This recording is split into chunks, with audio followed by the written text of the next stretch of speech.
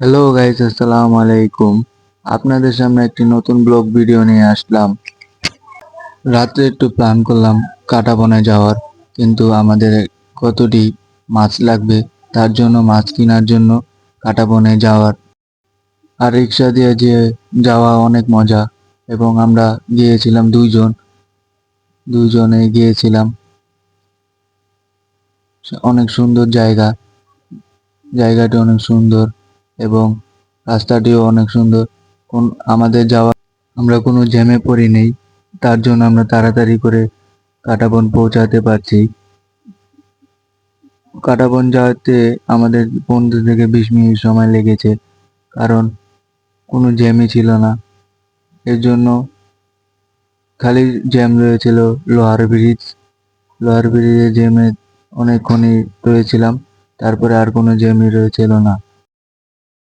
আর বেশিক্ষণ সময় নেই, আমরা এসে পড়েছি নিউ মার্কেটের সামনে দিয়ে ওখান দিয়ে যাব।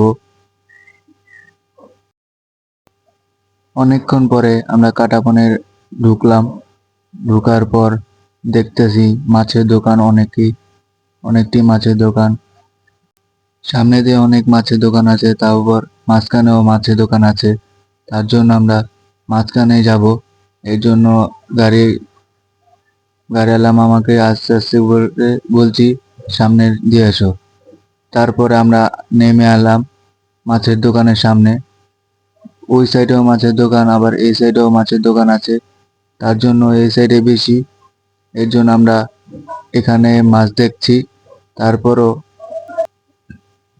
এখন আসার পর দেখতেছি খালি মাছ। মাছ পছন্দ হয়, কিন্তু আমরা নিব ফাইটার মাছটি নেওয়ার জন্য আসছি।